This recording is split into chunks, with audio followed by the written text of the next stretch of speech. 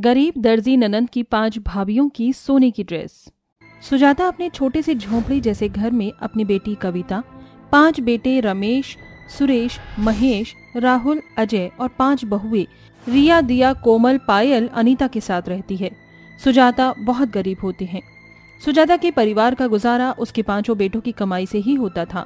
वो 5 उसी गांव में एक अनाज के कारखाने में मजदूरी का काम करते हैं, जिनकी आमदनी बहुत कम थी। एक दिन सवेरे सुजाता अपनी पुरानी सिलाई मशीन निकालती है। अरे माँ, ये तो आपकी सिलाई मशीन है जिस पर आप बहुत सालों पहले सिलाई का काम करती थी। हाँ बेटा, ये सिलाई मशीन मेरी माँ ने मुझे दहेज में दी थी। इसके ऊपर कपड़े सीकर ही तेरे पिताजी और मैंने कई सालों तक अपना गुजारा किया था। माँ जी, लाइए हम इस मशीन को अच्छे से साफ कर देते हैं। रिया और कविता दोनों मिलकर उस मशीन को साफ करने लगते हैं। दिया, चाय नाश्ता बना कि नहीं? हमें कारखाने जाने में देर हो रही है। जी बस अभी लाती हूँ। रमेश बेटा, तुम 5 तो जानते हो ना कि हम कितनी गरीबी में अपना जीवन बिता रहे हैं। अब आगे चलकर हमें कविता की भी शादी करवानी है, तो तुम अभी से ही पैसा जमा करना शुरू कर दो। माँ, हमारी आमदनी कितनी कम है। जो पैसा हम कमाते हैं वो सब तो घर में खर्च चला जाता है। माँ, अभी तो कविता की शादी को बहुत समय है, जब का तब देख लेंगे। तभी 5 भाई चाय नाश्ता करके रोज की तरह अपने कारखाने चले जाते हैं। इधर 5 की पत्नियां अपनी ननंद कविता के साथ घर के काम में लग जाती हैं। सुजाता के परिवार वाले एक दूसरे के साथ बड़े अच्छे से खुशी खुशी रहते थे। वो गरीब जरूर थे, पर एक दूसरे के प्रति उनका प्यार उन्हें कभी गरीबी का एहसास नहीं होने देता था। कुछ दिन ऐसे ही बीत जाते हैं। एक दिन शाम को, जी सुनिए, घर का सारा राशन खत्म हो चुका है। ठीक है रिया, कल मालिक हमारी पगार देंगे तो हम ले आएंगे कल राशन। बेटा, कल मेरी दवाई भी ले आना, मेरी दवाई खत्म हो गई है। हाँ माँ, वो मैं ले आऊंगा।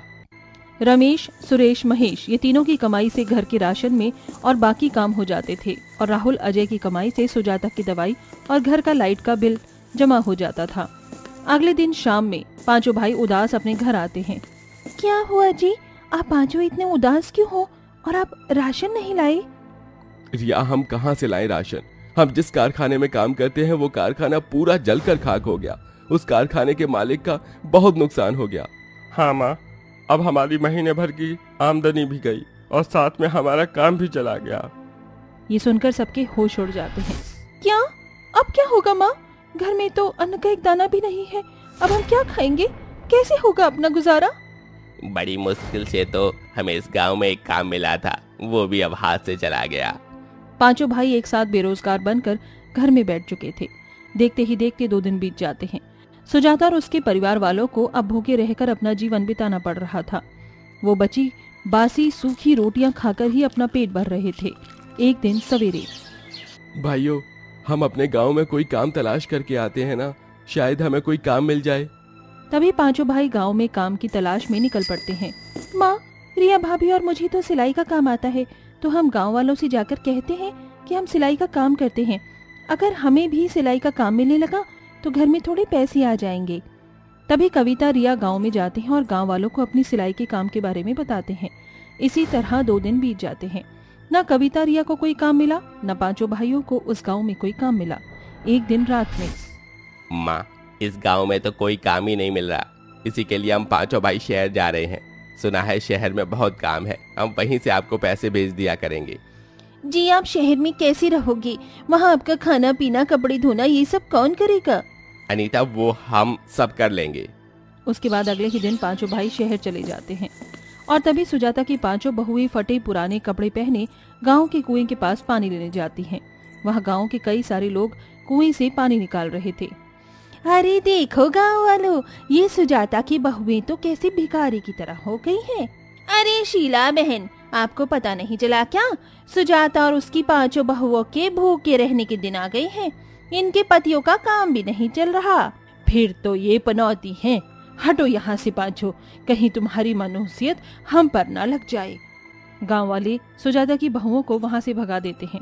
तभी 5 घर आकर सुजाता को सारी बात बताते हैं। क्यों हमारे जीवन में इतनी परेशानियां लिखी हुई है? माँ, क्या बनाऊं खाने में? घर में तो केवल अब एक ही बासी रोटी बची है और सारा राशन भी खत्म हो चुका है। पता नहीं तेरे 5 भाइयों को शहर में काम मिला कि नहीं। भगवान जी हमारी सहायता कीजिए, इस गरीबी में जीवन बिताने में बहुत तकलीफ हो रही है हमें, हमारी सहायता कीजिए भगवान जी। तभी एक बुजुर्ग आदमी फटे पुराने कपड़ों में सुजाता के घर आते हैं। बिटिया कुछ खाने को दे दे, काफी दिनों से मैं भूखा हूँ, भूख के कारण मेरी हालत खराब होने लगी है। अरे बाबा, यहाँ हम भी काफी दिनों से भूखे हैं, हम गरीब क्या देंगे आपको खाने में। कुछ भी दे दे बिटिया, बहुत भूख लगी है। बाबा हमारे घर में केवल एक ही सूखी रोटी है, हम सब भी आपकी तरह ही काफी दिनों से भूखे हैं। वही रोटी नमक और पानी के साथ दे दे बिटिया, कम से कम मेरी भूख तो मिट जाएगी। तभी कविता अपने घर में रखी एक बासी रोटी लाकर उस बुजुर्ग आदमी को दे देती है। तभी वो बुजुर्ग आदमी वही पानी में डुबोकर रोटी को खा लेता है। बिटिया मेरे ये कपड़े कितने फट चुके हैं, जरा मेरे कपड़ों को सी देना। ऐसे फटे कपड़े पहनकर घूमने में मुझे बिल्कुल अच्छा नहीं लग रहा। बाबा हमारे पास सिलाई मशीन है पर धागा नहीं है। बिटिया मेरे पास धागा है। तभी बुजुर्ग आदमी अपनी जेब से एक धागे की रील निकालकर कविता को दे देता है। तभी कविता उस धागे से अपनी सिलाई मशीन पर उस बुजुर्ग आदमी का फटा कुर्ता सी देती है। ये लीजिए बाबा आपका धागा। नहीं बेटिया, ये धागा तू अपने पास ही रख। आज तूने एक भूखे को खाना खिलाकर बहुत ही पुण्य का काम किया है। तुमने मेरी इतनी मदद की, इसलिए मैं तुझे अपना ये धागा दे रहा हूँ। ये बहुत ही चमत्कारी धागा है। इस धागे से अगर सच्चे और नेक मन से तू कोई कपड़ा सिएगी तो वो कपड़ा इस धागे से सोने का कपड़ा बन जाएगा। इतना कहकर बुजुर्ग आदमी वहां से चले जाते हैं। अरे बिटिया तू कहाँ ये धागा लेकर बैठी है, फेंक दे इस धागे को, ऐसे कई लोग आते हैं। कविता उस धागे को संभाल कर रख लेती है। अगले दिन घर का काम करते करते अचानक रिया का कुर्ता किसी चीज में अटक कर फट जाता है। ये क्या हो गया, एक ही तो कुर्ता अच्छा था मेरे पास, वो भी फट गया। कोई बात नहीं भाभी, लाइए मैं इसे सी देती हूँ। तभी कविता बाबा के दिए उसी धागे से रिया का कुर्ता सी लेती है। थोड़े समय बाद जब रिया उस कुर्ते को पहनती है तो उसके पहनते ही वो कुर्ता सोने का कुर्ता बन जाता है। ये चमत्कार देखकर सबके होश उड़ जाते हैं। अरे ये क्या हो गया, ये कुर्ता सोने का कैसे बन गया? जी ढानी जी, आपका ये कुर्ता सोने का कैसे बन गया? भाभी लगता है वो बाबा की बात सच हो गई। बाबा ने ही कहा था ना कि ये धागा चमत्कारी धागा है। सब उस सोने के कुर्ते को देखकर बहुत खुश होते हैं। कविता बहन, हमें भी सोने के कपड़े सीकर दीजिए ना, हमें भी पहनने हैं ये कपड़े। हाँ हाँ भाभी, क्यों नहीं। तभी कविता बड़े सच्चे मन से अपनी बाकी चारों भाभियों के लिए उस चमत्कारी धागे से कपड़े सीती है, जिसके बाद वो सब कुर्ते उस चमत्कारी धागे से सोने के बन जाते हैं। भाभियों, अब आपको फटे पुराने कपड़े पहनकर बाहर जाने से हमेशा के लिए छुटकारा मिल गया। अब आप ये सोने के कपड़े पहनकर बाहर जाइए। तभी सुजाता की पांचों बहुएं वो सोने के कपड़े पहनकर बाहर आती हैं, तो गांव वाले उनके सोने के कपड़े देखकर हक्का बक्का रह जाते हैं। अरे ये क्या कमाल हो गया, तुम भिखारियों के पास ये सोने के कपड़े कहाँ से आ गए? काकी जी, ये हमारी ननंद कविता बहन ने सिया है। तभी पांचों शीला और सबको उस चमत्कारी धागे का कमाल बताते हैं। क्या? फिर तो मैं भी कविता के पास कपड़े सिलवाने जाऊंगी और अपने कपड़ों को सोने का बनवाऊंगी। अगले दिन सुजाता के घर के बाहर महिलाओं की लाइन लग जाती है और सब अपने कपड़े सिलवाने कविता के पास आते हैं। पर जो खराब नियत और सोने के लालच में कपड़े सिलवाने आता था, उनके कपड़े सी तो जाते थे पर वो सोने के नहीं बनते थे, और जो नेक नियत लेकर कपड़े सिलवाने आते थे उनके कपड़े सोने के बन जाते हैं। इसी तरह कविता अपने हर कपड़े को सोने का बना देती है, जिसके बाद सुजाता के परिवार वालों की गरीबी एकदम से दूर हो गई और कविता के पांचों भाई भी शहर से चले आते हैं और सब मिलकर एक बड़े से घर में रहकर खुशी खुशी अपना जीवन बिताते हैं। आओ आओ और ये दाना खाओ। ये बोलते हुए भावना अपनी आंगन में बैठे 4 कौओं को दाना खिला रही होती है। पता नहीं लोग कौओं को पसंद क्यों नहीं करते, कौवे तो सच में बहुत प्यारे होते हैं। देखो, तुमसे बात करते करते पता ही नहीं चला कि तुम्हारा खाना कब खत्म हो गया। चलो आज के लिए इतना ही, अब हम कल मिलेंगे। मैं भी जाकर बाकी के बचे हुए कपड़े सिल लेती हूँ। इतना बोलकर भावना अपने घर के अंदर जाती है और अपनी सिलाई मशीन पर बैठकर कपड़े सिलने लगती है कि तभी थोड़ी देर में भावना की बहू अर्चना मंडी से सब्जी लेकर आ जाती है। हे भगवान, इस गर्मी ने तो हालत ही खराब कर दी। ऐसा लग रहा है कि सूरज देवता धरती पर आकर बैठ गए हों। क्या हुआ बहू, तू तो पूरी की पूरी पसीने से भीगी हुई है। क्या करूं माँ जी, बाहर गर्मी ही इतनी हो रही है। घर से बाहर निकलते ही ऐसा लगता है कि मानो हम लोग धरती पर नहीं सूर्य ग्रह पर हों। ऊपर से घर में एक पंखा भी नहीं है, इतनी गर्मी, ऊपर से ठंडी हवा भी नसीब नहीं होती। ऐसे में तो जीना बहुत मुश्किल है। गरीबी ऐसी होती है, लेकिन हमें इस गरीबी में ही जीना होगा। तू यहाँ बैठ जा, मैं तेरे लिए अभी मटके का ठंडा ठंडा पानी लेकर आती हूँ। इतना बोलकर भावना अपने चूल्हे के पास जाती है और पास में ही रखे मिट्टी के मटके से अपनी बहू के लिए ग्लास पानी लेकर आती है। अब थोड़ा चैन आया पानी को पीकर। इस गर्मी में तो बस अब इस मटके के पानी का ही सहारा है। अर्चना इतना बोल ही रही होती है कि तभी अर्चना का 10 साल का बेटा अमन गुस्से से स्कूल से आता है और अपना स्कूल बैग जमीन पर फेंक देता है। अमन, ये क्या तमीज है, स्कूल बैग को कोई ऐसे फेंकता है क्या? मुझे नहीं जाना है स्कूल। स्कूल में सब मेरा मजाक उड़ाते हैं, मेरे साथ कोई भी दोस्ती नहीं करता, ना कोई खेलता है। सब लोग मुझे गरीब गरीब कहकर चिढ़ाते हैं। मेरे पास पहनने के लिए बस ये स्कूल की यूनिफॉर्म और ये फटी हुई शर्ट है। मुझे नए कपड़े चाहिए और घर में पंखा एसी भी चाहिए। मुझसे इस गर्मी में नहीं रहा जाता। सभी मेरे दोस्त के घर में फ्रिज है, एसी है, कूलर है, पंखा है, लेकिन मेरे घर में कुछ भी नहीं है। अमन बेटा, इसमें इतना नाराज होने वाली कौन सी बात है। मैं तुमसे वादा करती हूँ, तुम्हारी दादी जल्दी ही तुम्हारे लिए ये सारी चीज लेकर आएंगी। चलो अब जल्दी से हाथ मुंह धो लो। मैंने तुम्हारे लिए तुम्हारे मनपसंद कढ़ी चावल बनाए हैं। नहीं, मुझे नहीं खाने, आप ही खाओ, मैं जा रहा हूँ बाहर। इतना कहकर अमन वहाँ से गुस्से में चला जाता है। भावना का बेटा केशव गांव में खिलौने बेचने का काम किया करता था, लेकिन कई महीनों से केशव का काम ही नहीं चल रहा था। भावना गांव वालों के कपड़े सिलकर अपने घर का खर्च चलाती थी। अब धीरे धीरे उनके घर में पैसों की कमी बढ़ने लग जाती है और वो लोग खाने के लिए भी तरस जाते हैं।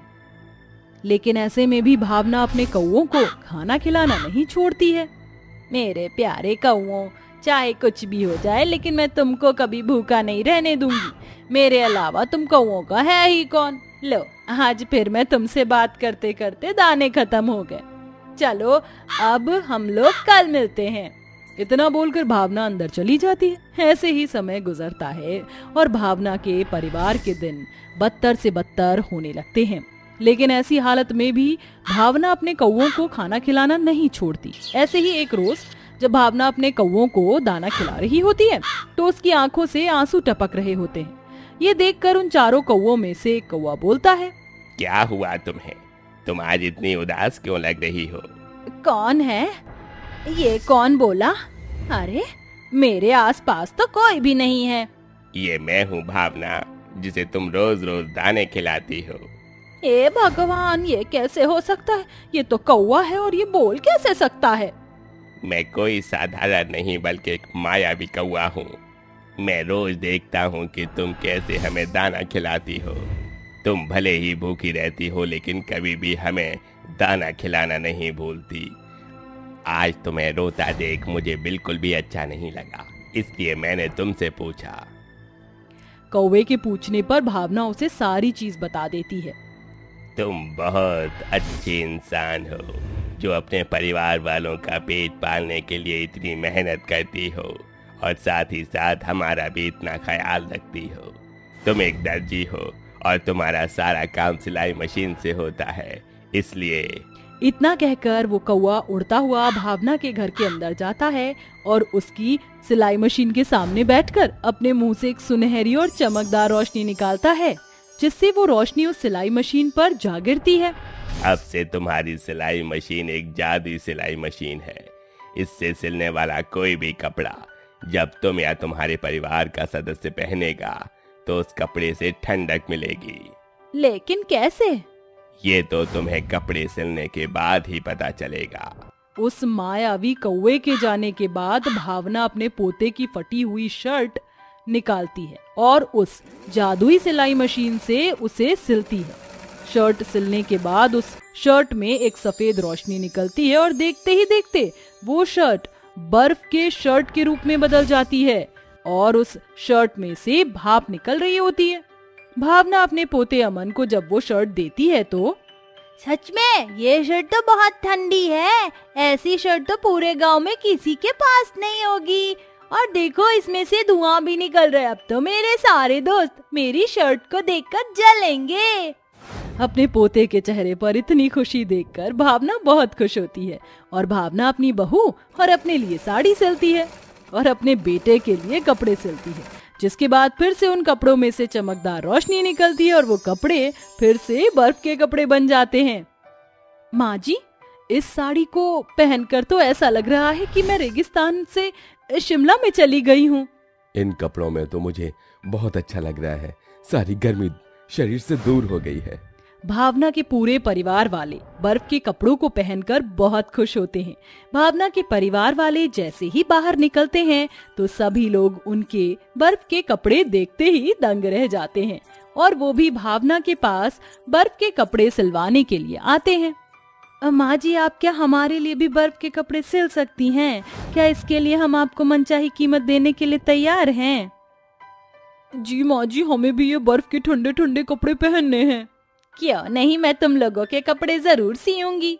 इतना कहकर भावना उन लोगों के लिए भी अपनी सिलाई मशीन से कपड़े सिलती है और देखते ही देखते वो कपड़े भी बर्फ के कपड़े के रूप में बदल जाते हैं, जिसके बाद अब धीरे धीरे पूरे गांव में भावना के बने हुए बर्फ के कपड़े फेमस होने लगते हैं और हर कोई अब भावना के बने हुए बर्फ के कपड़े खरीदने के लिए आता है, जिससे अब भावना के घर के हालात ठीक होने लगते हैं। और देखते ही देखते भावना और उसका पूरा परिवार उस छोटी सी झोपड़ी से निकलकर एक बड़े से आलीशान महल में पहुंच जाता है, जहां पर उनकी जरूरत के लिए हर एक चीज होती है। माँ जी, आज हमारे पास जो कुछ भी है वो सब आपकी अच्छाई की वजह से है। ये तो बस भगवान की कृपा है और उस मायावी कौवे का चमत्कार। जो भी सब हुआ सब उसकी ही कृपा है।